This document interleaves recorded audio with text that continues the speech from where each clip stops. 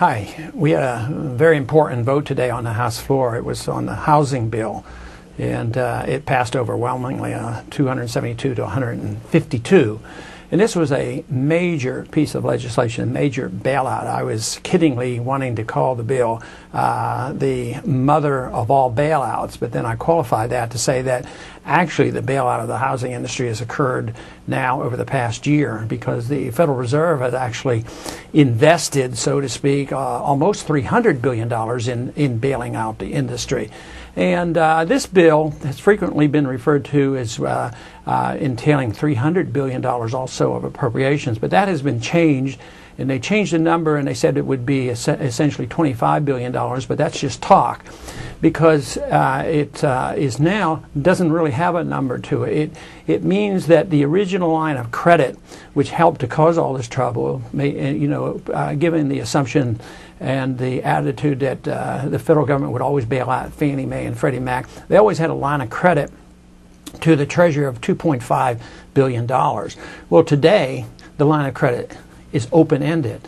Treasury is now allowed to buy all Fannie Mae, Freddie Mac and Fannie Mae housing security unlimited. They get to make the decisions. The Congress doesn't even make the decision on how much money is appropriated.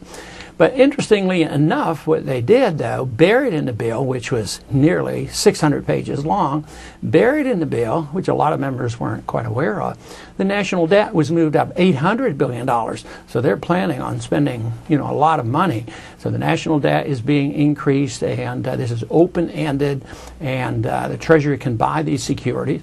But over the last year, whether it was the $30 billion that was used by the Fed to prop up Bear Stearns and the rest of the housing industry, literally what they have done is they have exchanged Treasury bills for Fannie Mae and Freddie Mac securities. And this means that is the asset they're holding that backs up our currency. It's an asset that nobody else wants. It's losing value. If they dumped it on the market today, the value of these stocks would probably go to zero. But that is literally the asset behind our currency. There was a day, of course, when we had gold and silver behind our currency, and then Treasury bills have generally been used over these many years. But now, these assets, housing mortgage securities, are the assets held behind our currency. So, in a way, it's a very serious situation. Today, though, many people voted for it, not because they liked it and liked the idea. They know it's terrible. They know it's a lot of money. But they have been convinced that if we don't bail out the housing industry, everything is going to be much worse. And there is some truth to the argument that things can get pretty bad by not bailing out. But to keep the inflation going, keep printing more money to prop up a system that's not viable, isn't the answer. So you can't solve the problem created by inflation, that is the creation of money and credit out of thin air, with more money and credit out of thin air.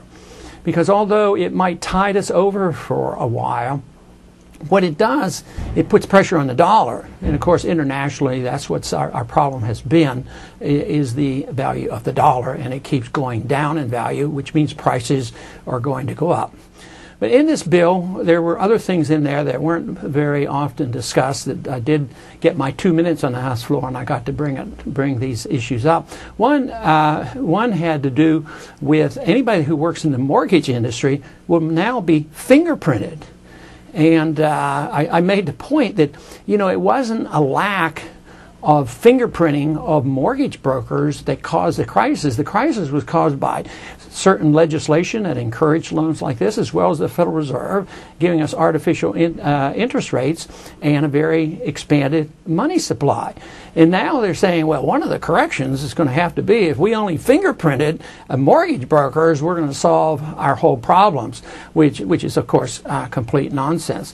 The other thing that they did, they slipped in something else really unrelated to the crisis completely, and that is that all credit card transactions will be reported to the IRS.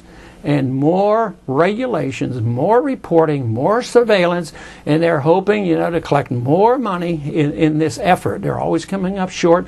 So this means more surveillance of every single thing you do in life, and now everything you buy and sell on your credit card, every transaction will be reported to the IRS. So the trend is not good.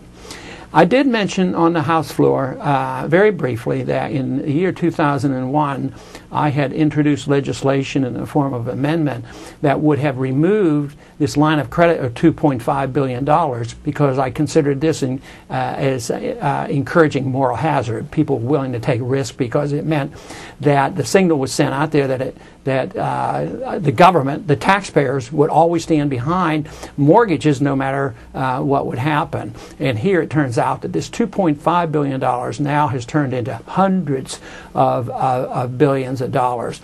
And of course, not many people paid any attention to this back in 2000, 2001. But it wasn't so much that I was clairvoyant on this as much as good, sound economic policy and political instincts. It wasn't difficult to see this bubble coming. The bubble had been building for many, many years, just as the dollar bubble has been building for 35 years. So ultimately, my biggest concern is that of the dollar bubble. So every time we bail out anybody, anytime we have to run up a deficit or take care of any problem that we have or fighting a war, all these conditions are always done, put the pressure on the dollar. So those who are very concerned about what it would be like if we had a major crisis due to the failure of Fannie Mae and Freddie Mac, the bigger crisis will be when the dollar doesn't function very well, because then the people really suffer. So we need to try very hard to understand why these bubbles are formed and prevent them from happening, rather than saying, well, it looks like the market is trying to deflate a bubble, and what we have to do is pump harder with money and credit to keep it up. And that, once again, the analogy that I've used so often is it's like a drug addict that is totally addicted, and the only thing he wants is another fix. In this case, the economy is addicted to easy money, inflationary programs of the Federal Reserve, as well as deficit financing. And if we quit, there is some pain with it. But if not, we can kill the patient. In this case, it could be the dollar. So hopefully we will soon wake up and change our ways. But today's vote on the House floor dealing with the housing bubble, there's no sign that we're about to tighten our belt and live within our means.